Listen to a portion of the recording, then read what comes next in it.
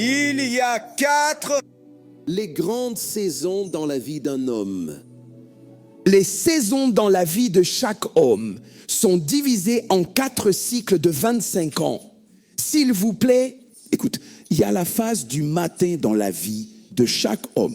Cela représente les 25 premières années de votre vie. Que vous soyez préparé ou non, les premiers 25 ans de la vie de chaque homme représentent la matinée. C'est l'étape où vous pouvez faire des erreurs sans en subir les conséquences. La vie vous pardonnera. Il y a certaines choses qui devraient être arrivées à votre destinée à cette étape. Lorsque vous avez 25 ans et que certaines choses ne se sont pas produites, le temps est déjà contre vous. Selon l'attente de Dieu, avant 25 ans, vous devriez avoir trouvé Jésus-Christ. Vous ne devriez pas errer en espérant deviner ce qu'est le salut. Non, avant 25 ans, vous devriez être rempli du Saint-Esprit. Avant 25 ans, vous devriez avoir maîtrisé les clés du royaume. Avant 25 ans, vous devriez avoir construit des relations stratégiques pour votre destinée. Il y a beaucoup de gens qui sont nés de nouveau à 30 ans. Vous avez déjà 5 ans de retard sur le calendrier des saisons. Quelqu'un de 18 ans peut jouer avec sa vie. Vous qui avez 35 ans, vous vous joignez à lui pour jouer. Qui est insensé? Cette personne peut jouer avec sa vie et se repentir plus tard tout en travaillant dans les 25 ans. Toi, ce temps est déjà passé. Tu n'as plus ce temps. Premières 25 années de votre vie est un moment pour un investissement massif dans votre esprit. Une banque de prières, une banque de paroles. C'est le moment d'avoir des antécédents d'engagement envers Dieu. La prochaine phase de votre vie s'appelle l'étape de l'après-midi. Le stade du matin est le stade de l'apprentissage. Le stade de l'après-midi est le stade de l'exécution. Représente les 25 prochaines années de votre vie, de 26 à 50 ans. Ce n'est pas la phase de répétition. Si vous êtes encore en train d'apprendre à ce stade, vous êtes en retard. Vous fusionnez 2 saisons en une. Cela signifie que vous avez besoin d'une grâce supplémentaire de Dieu. Je le dis parce que beaucoup de gens, Dieu vous dit cela en ce moment. Vous avez manqué les premiers 25 ans de votre vie. Vous êtes dans les seconds 25 ans, mais vous continuez à reporter les 25 premières années. Cela signifie que vous devez prier davantage. Cela signifie que vous devez investir plus de temps. Un vieil homme de 60 ans dort. Vous aussi, vous dormez.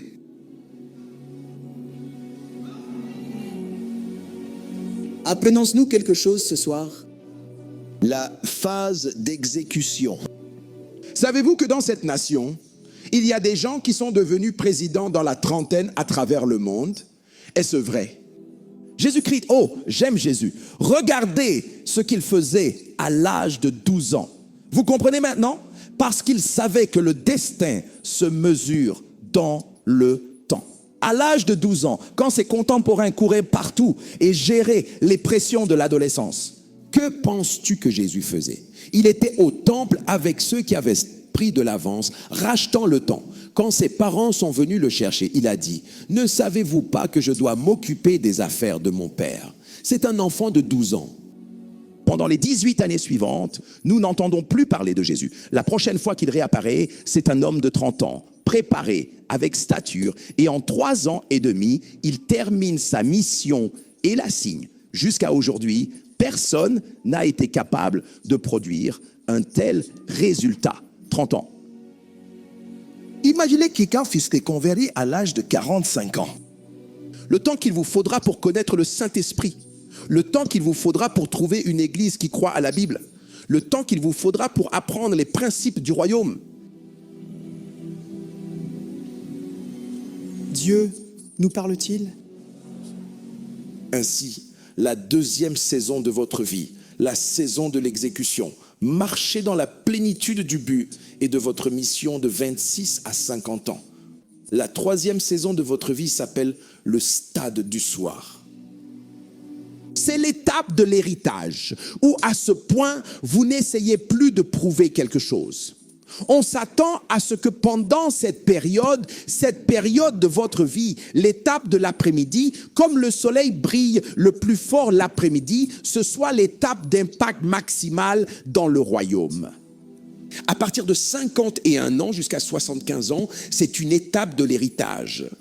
C'est à ce moment-là que vous commencez à construire des institutions qui reflètent vos valeurs, des institutions prêtes à vous survivre. Vous n'êtes pas couronné de succès tant qu'une génération ne devient pas loyale à vos pensées. Vous ne pouvez pas corriger votre propre copie et vous donner une note. C'est une génération qui nous dira si vous avez réussi. Notre succès est la preuve que Jésus a réussi. C'est la réussite de vos enfants qui montre si vous avez réussi. Peu importe ce que vous appréciez maintenant, vous êtes toujours un étudiant. C'est lorsque quelqu'un vient qui sort de vous et réussit que l'on sait que vous avez réussi. Dieu nous aide-t-il ce soir? Oui. Le stade de l'héritage, C'est l'étape où vous vous retournez et commencez à encadrer et à construire les générations à venir, en leur enseignant à partir de vos erreurs, en leur transmettant passionnément votre expérience et en leur disant, quand vous arriverez ici, même si on ne dirait pas qu'il y a un trou, sautez. Je ne le savais pas quand j'y étais et cela m'a coûté 10 ans. Écoutez-moi, il y a des jeunes aujourd'hui qui dorment 8 heures par jour. Laissez-moi vous donner un conseil. Si vous dormez 8 heures sur 24 ans, au moment où vous avez 30 ans, vous aurez dormi pendant 10 ans de votre vie. Dormir pendant 10 ans à l'âge de 30 ans.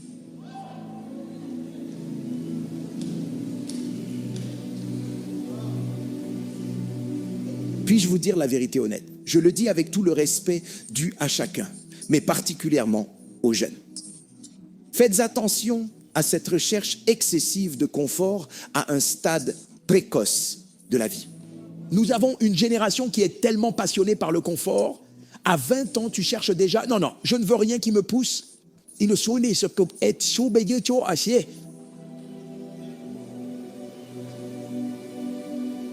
lis la Bible pendant 2 heures, tu dors pendant 4 heures. Je ne pars pas tant qu'il n'y a pas de voiture pour me déplacer. Vous devez être prudent. Il faut que je fasse les œuvres de celui qui m'a envoyé tant qu'il fait jour. Jésus lui-même l'a dit, car la nuit vient, même pour Jésus, quand personne ne peut plus travailler. Il y a des gens aujourd'hui qui ont eu l'opportunité de construire des domaines et des bâtiments dont ils, leurs enfants et les enfants de leurs enfants bénéficieront. D'où, mais l'égoïsme et la distraction ne leur ont pas permis de savoir qu'ils vieillissaient. Et voilà, ils ont ouvert les yeux et maintenant ils ont 60, 70 ans et pas même un seul bâtiment résidentiel. Je ne suis pas sarcastique, pardonnez-moi, mais je dois enseigner cela. Et beaucoup d'entre nous, les jeunes, nous avons passé notre vie à critiquer les hommes de Dieu, à critiquer les parents, à critiquer les politiciens, en oubliant que nous arriverons aussi à ce même stade. Beaucoup d'entre nous sommes ici maintenant et nous gâchons encore plus que ce que nous avons critiqué, car le temps qu'il faut pour se préparer est le même temps qu'il faut pour critiquer. Pendant que vous critiquez et parlez des autres, le temps continue de vous faire avancer. Préparé ou non, un jour le rideau s'ouvrira. Est-ce que Dieu nous parle maintenant? L'année de l'héritage est la dernière étape de votre vie. Les 75 dernières années est appelée l'étape de repos. Pas de mort, de repos. Si vous avez commencé ce voyage complètement à 75 ans, vous devriez presque être prêt à terminer votre mission, seulement en consolidant et en bénissant le nom du Seigneur. Il y a peu de personnes qui ont pu le démontrer de leur vivant. L'un d'eux était Billy Graham, un homme qui a terminé sa mission et était encore en vie pour se retourner. Tout le monde savait que cet homme avait terminé sa mission. Le mystère du rêve de Pharaon, c'est une leçon pour tout le monde vivant, que les saisons changent. Les saisons changent. Des saisons d'opportunités viendront. Maintenant, regardons le conseil de Joseph. Je dois partir. J'aimerais avoir le temps de travailler. Cela. Genèse 41, 37. La chose plut aux yeux de Pharaon et aux yeux de tous ses serviteurs. 38. Et Pharaon dit à ses serviteurs, pourrions-nous trouver un homme comme celui-ci, en qui l'Esprit de Dieu est-il? Et Pharaon dit à Joseph, puisque Dieu t'a montré tout cela, il n'y a personne aussi avisé et sage que toi. Tu seras sur ma maison. Et selon mes paroles, Tout mon peuple sera gouverné selon tes paroles. Seul sur le trône, je te surpasserai. et Pharaon dit à Joseph, vois, je t'ai établi sur tout le pays d'Égypte. Il prit son anneau de sa main et le mit sur la main de Joseph et l'habilla de vêtements de fin lin. Maintenant, vous savez qu'une saison vient de changer pour Joseph. Oublie la saison de l'Égypte. La saison de Joseph vient de changer. Hier, tu étais un jeune homme qui devait mendier de l'eau. Mais Dieu t'a pris sous des saisons. Pour aider à interpréter les saisons, ta propre saison aussi a changé. Mais Joseph, assure-toi de suivre ton propre conseil d'abord, car cette loi s'applique aussi à toi. Il retira son anneau, le mit à la main de Joseph, l'habilla de vêtements de fin lin, mit une chaîne en or autour de son cou. Ah ça ne c'est Notre génération appelle cela, je ne sais pas ce que le... Ah, je suis arrivé. Voilà. Mesdames et messieurs, c'est le démon trompeur de l'arrivée là-bas. Je suis arrivé. Et il le fit monter sur le second char qu'il avait, et ils crièrent devant lui, prosternèrent le genou, et le firent gouverneur de tout le pays d'Égypte. 44. Et Pharaon dit à Joseph, je suis Pharaon, et sans toi, personne ne lèvera la main. Mon Dieu, tout le monde dit, saison.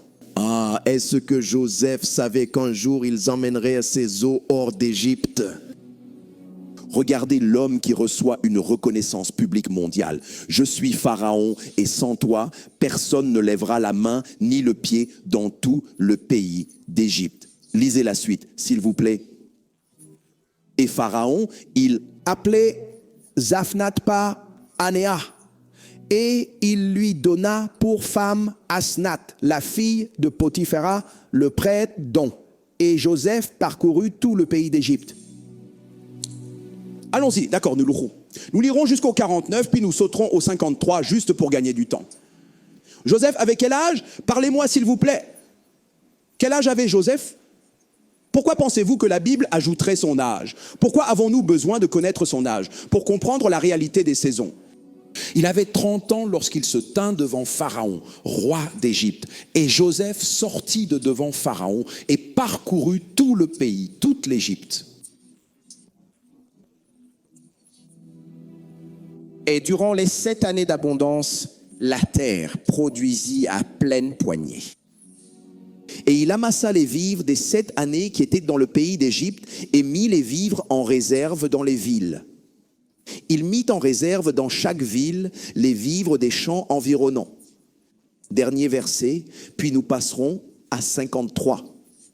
Et Joseph amassa du blé comme le sable de la mer, très grandement, jusqu'à ce qu'il cesse de compter, car c'était sans nombre, passé à 53. Et les 7 années d'abondance qui étaient dans le pays d'Égypte furent terminées. 7 années d'abondance peuvent se terminer. 7 années d'abondance peuvent finir. 7 années d'abondance peuvent se terminer. Verset suivant. Et les 7 années de famine commencèrent à arriver, comme Joseph l'avait dit. Et la famine était dans tout le pays et dans tout le pays d'Égypte. Mais dans tout le pays d'Égypte, il y avait du pain.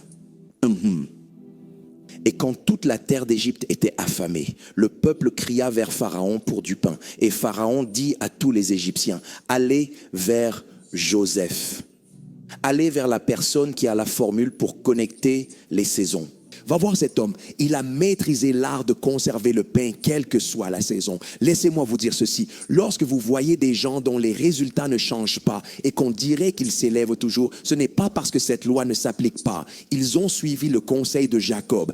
de José. Donc, même quand il y a une famine, il y a encore une saison des pluies dans leur vie. Et vous vous demandez, cette saison des pluies est-elle universelle? Non, ils ont créé leur propre Goshen hors d'Égypte.